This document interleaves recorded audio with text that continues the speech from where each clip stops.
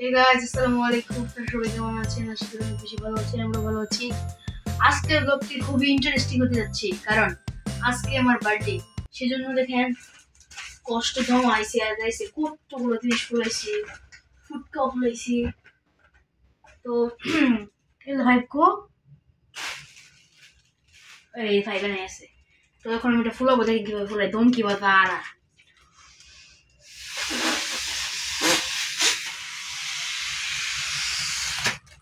আল্লাহ, অবস্থা খারাপ।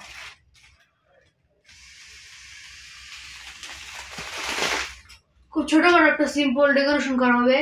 তো আমরা তো বেশি বড় লোকস না,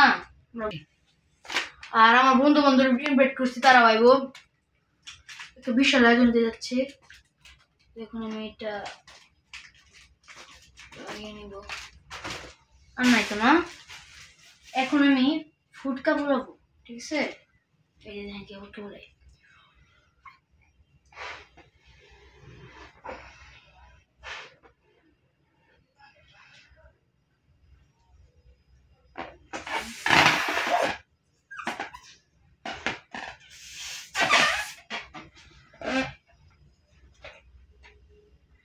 তাই না, আমি সমস্যা লেগেছি এই জায়গাটা।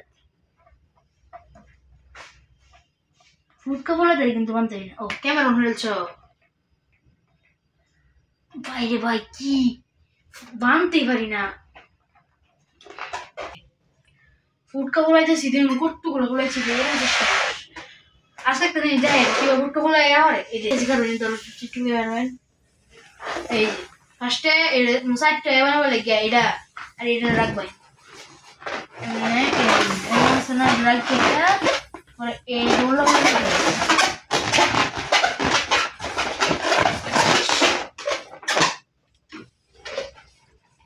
কমপ্লিট। গাইস, আমার অবস্থা না দেখা দেখেন। এটা কি আমি প্রথমে সুতোর বানবাই একটা জায়গা, বুঝছেন? মাইন দেওয়া করে এই যে কোনার আছে না, দেখে এখানে পুশ করে দিই। এই টাওয়ার, এটাকে বলে মিনি টাওয়ার।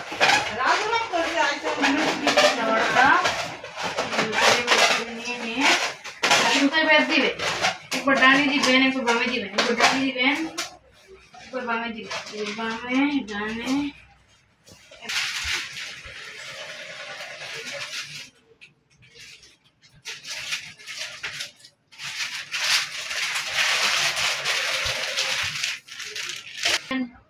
আর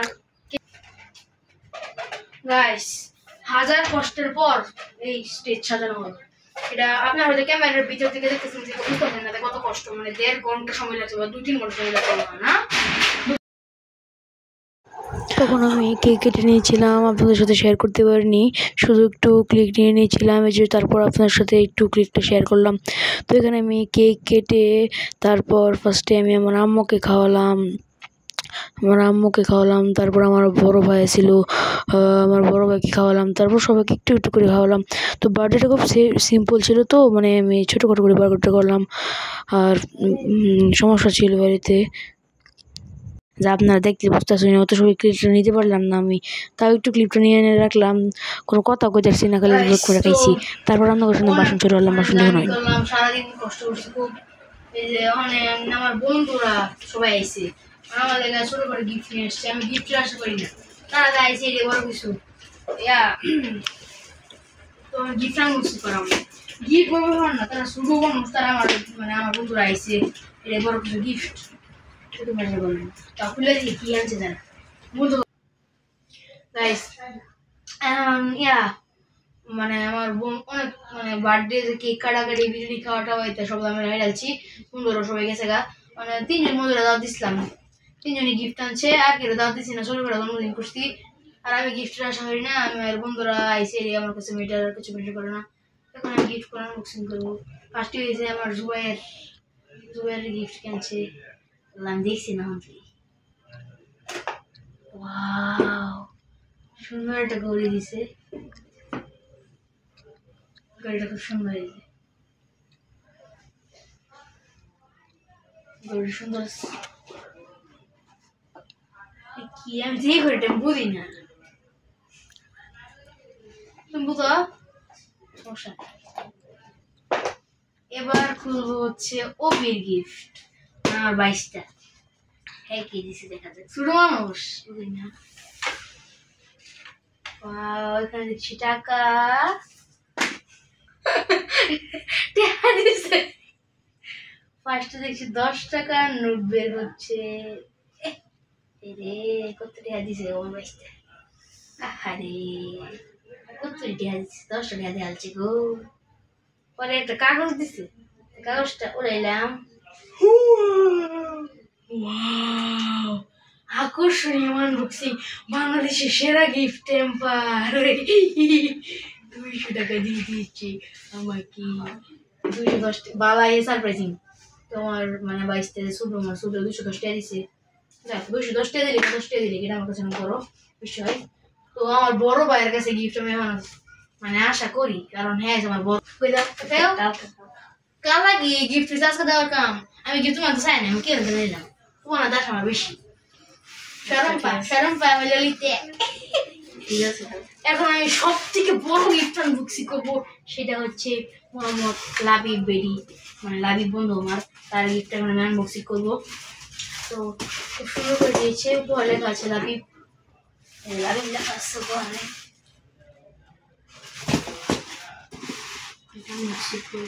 আমার আবার ছুরি লাগে না, ঠিক আছে, আতে আমার আবার গিফট দেখে আপনাদের কি মনে গেস করেন তো। আমার তো মনে হচ্ছে কি থাকতে সারপ্রাইজ, এই জন্য আমি দেখছি না কোনো গাইস, বিশ্বাস করেন আমি দেখিনি, যা ভাবতাম তাই। আমিও আজ পর্যন্ত যতবার বার্থডে হলাম, আজ পর্যন্ত যতবার বার্থডে হলাম নিজের জিনিস পাইলাম না আসলে। এর আমার মাথা আমি রাখবো, জানতাম আমি দিয়ে দিব, আমার বোন করে যাইলি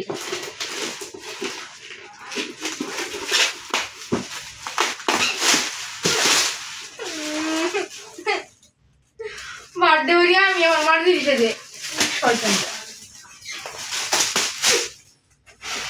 এই সুন্দর গিফট দিতে দেখছেন, তাহলে আমি গিফটটা খাবো থালি দি।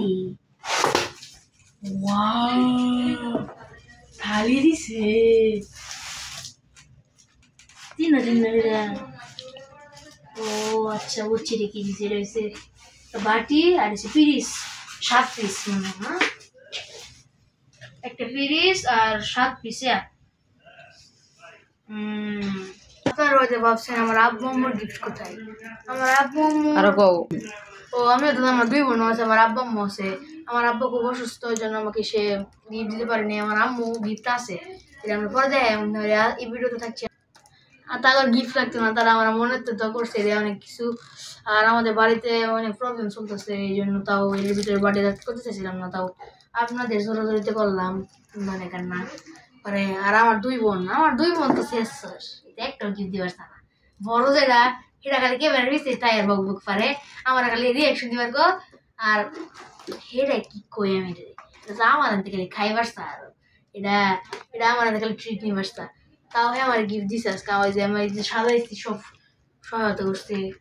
আর ছোটরা দেখি রাগি, আমার মেয়ে তো বোনের কথা আর কইতাম না, শয়তানের রাগি। আর তোমারে কই দিছি ভালো হয়ে যাও, তুমি মন রাখো গিফট না দিলে তোমার তাহলে রসে আর দিবার রাখবো আমার থাকবে, বুঝলাম মনটা লাগবে, মনে থাকলে হবে না।